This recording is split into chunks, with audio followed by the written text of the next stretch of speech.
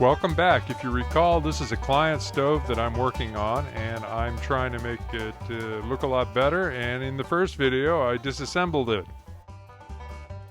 The tank, the heat shield, and the windshield were treated in a different way, but all the rest of the parts I used steel wool and like this to knock off the dirt and clean them up roughly, and then followed by mother's mag and aluminum polish. That brings up any shine I'm looking to get. A lot of the dirt can be removed with a brass bristle brush. I buy these through eBay in lots of 12 out of China. It's a true brass bristle, so it will not damage brass by cleaning on it. I also use old toothbrushes with the mothers. This is an example of one of my working brushes where I've removed half of the bristles simply with a pair of scissors. You can see here compared to a raw one. These are just used toothbrushes. I try to wash out any abrasives that's left from the toothpaste in them so they're not going to be scratching from the toothpaste abrasives. But this makes a nice stout rubbing device if you cut off half the bristles. I avoid using any ammonia-based cleaners on any thin brass work like tanks or anything small, thin that might likely fracture through ammonia causing problems with it. Occasionally I'll use some Flitz, which is an ammonia cleaner, and I only use that on things like fuel caps or flame plates. Occasionally on some parts of burners, but never on a stove tank. Stove tanks are only cleaned with mechanical cleaning by using my big buffer. If you recall, the windshield looked like this. It was rusty, it was covered in crud, lots of soot. And the way I treated that was to brush off as much of the debris as I could with a brass bristle brush, both inside and out.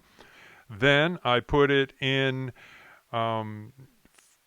phosphoric acid to sit for 3 or 4 hours as it powered off the rust.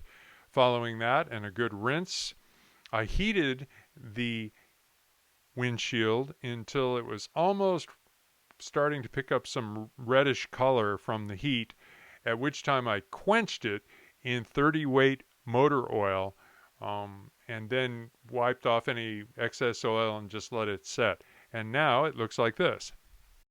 This won't make any big miracles, but will aid it in resisting rust in the future. For polishing tanks and the like in the case of this one's tank, and also the heat shield, I use my stationary buffer, which I built. It's kind of hand cobbled. Underneath there, that's an old washer motor out of a washing machine, just hooked up with a belt.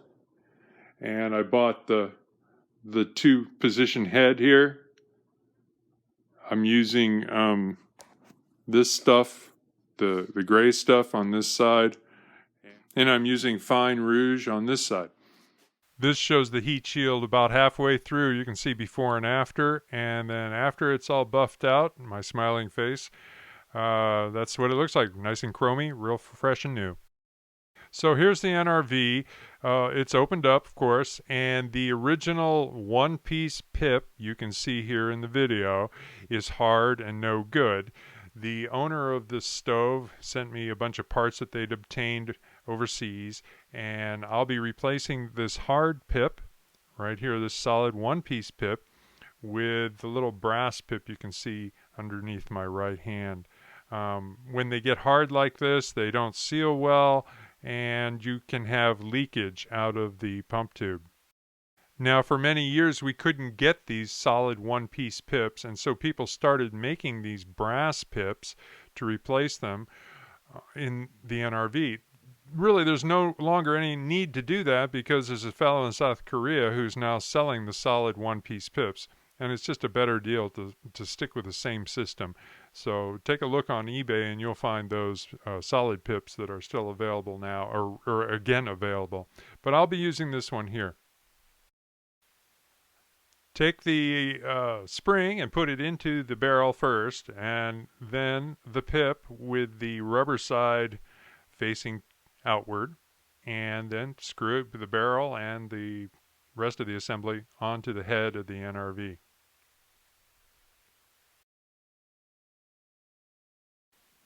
Now, among the parts that I was given by the stove owner is this NRV head gasket, which again apparently comes from overseas. I'm told it's an HDPE, that's high density polyethylene gasket. And when I tried it, I found that it was extremely loose on the NRV. I'm not sure if he's got the wrong part, he was given the wrong part, or what, but that's just way too loose. So what I'm going to do is discard that one and put a proper NRV head gasket on here made of LDPE, low density polyethylene. Okay, here's one of the LDPE gaskets that I cut. I cut them out of just old food grade lids that come with food containers that you buy at the store for various reasons. A 6mm or 1/4 inch hole in the middle works great, and I believe it's 12mm on the outside, but you can cut that with scissors. So if you have an old hole punch that you used to use for your kids in school or something like that, you can punch a piece of this and then cut the outside to match the head of the NRV. Now, this should be a snug fit. As you can see, it's snug. I have to push it on, and then I'll actually have to thread it onto the threads. And that's what you want, so that it's tight and snug when it finally gets onto the head, not all loose and floppy. So you basically just screw it into the gasket using the threads that are on the NRV head. And about like this is good. There's enough threads that they'll catch in the bottom of the pump tube and push that the rest of the way on. With these softer LDPE gaskets, you don't have to use a lot of force to get them to seal. And the good part is that they are not going to get caught up in the threads in the future. So it makes removing these easy. You're not putting a lot of stress on either the pump tube end or the NRV. So I highly recommend them. And this one is now ready to go back in the stove. Now here's the pump assembly. The shaft of the pump I shined up on the buffer, as you saw. I showed you my buffer already. The other parts were cleaned up with some mothers and a brass bristle brush and my old toothbrushes. It's just a matter of sitting down and polishing them up. So that's the way those were treated. This is a brand new leather pump cup that I'll be using to replace the old one. First, though, I want to describe how these pumps actually work. Now, this is the pump carrier right here. It's a two-part, the pump leather carrier. But if you take a look, both these parts have a bevel. There's a bevel right there on that piece of the pump leather carrier. And the pump shaft also has a bevel right here. And those two parts will mesh. You see, they go together, so that when you push on the pump, those two bevels lock together and make an airtight seal. All of the air that's going into your stove goes through the center of that pump leather carrier. And when you pull on the pump, you see you expose a channel for air to go in. When you push on the pump, those two bevels seal together. There's no air going around the outside, only air right down the center. And that's how these work. So it's important to realize that the pump leather and the pump leather carrier need to be wiggling back and forth on the pump. They should not be rigid. So don't, use that little nut to crank them down so they're rigid.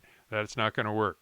All right, here I'm putting the pump leather onto the center part of the pump leather carrier and pushing it down past the threads. And here I take the octagon-shaped nut, which oddly enough, in the case of this stove, is brass. Usually I see those as steel. I'm not sure why this one turned out to be brass. But you can see one side is kind of rounded, the other side's flat. You want the flat side to thread on against the pump cup. Now thread that on, and then we'll tighten it up. You can use your adjustable wrench to hold the octagon-shaped nut, and then just a screwdriver to tighten up the center part of the pump leather carrier into the octagon nut. like that. And you don't want it super tight, just gently snug. Remember, you're going to soak this leather in oil so it will swell, so it doesn't need to be real tight. And there's that.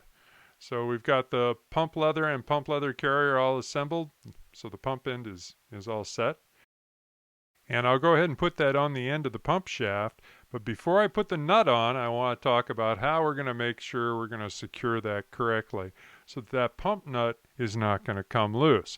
And the answer is blue thread locker. Now this is a liquid style here, and this is what I've been using for a long time.